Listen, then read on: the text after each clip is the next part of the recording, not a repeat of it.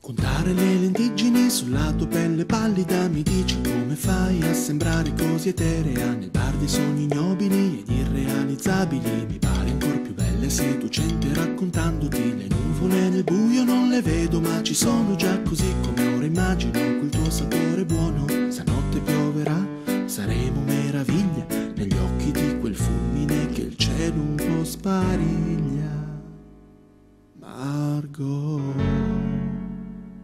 Margot è un nome da fumetto, chissà quanti lo hanno detto, perciò non te lo dirò, mentre sorge il mio sospetto che tu legga i miei pensieri, ambizioni, desideri che conducono al tuo letto. Sparirò sotto il copriletto rosa, vorrei farti una sorpresa, ma lo so, non sei timida e indifesa, anzi astuta e bellicosa, e sul campo di battaglia morirò.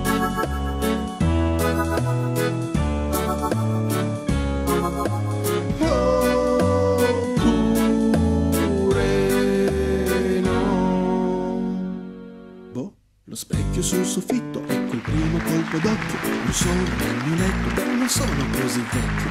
Un rubinetto sgocciola al ritmo della pizzica, l'odore del caffè che mi risveglia un po' mi stuzzica. Si è rischiarato il cielo, non faccio paragoni, ma sembra quasi un premio perché abbiamo fatto i buoni. Il trucco è andato via, la testa scapigliata, hai messo burro, margarina sulla fetta biscottata.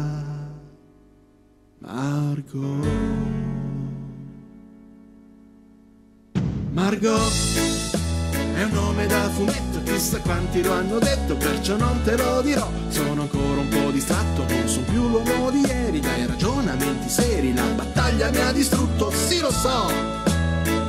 Vuoi vedere la mia casa? Ti preparo qualche cosa, perché no? Annuisci, fai le fusa, sei una gatta maliziosa, mi hai rubato il cuore cara mia Margot.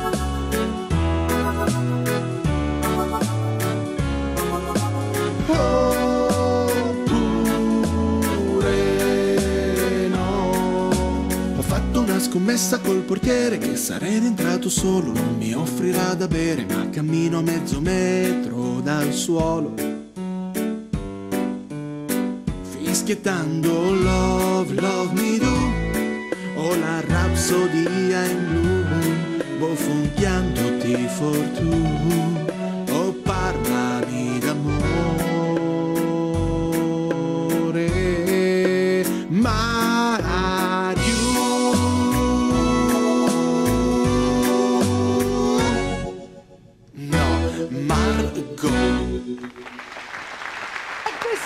che bello questo pezzo! Grazie! La sensazione sta finendo, esco, no? No, è sempre una finta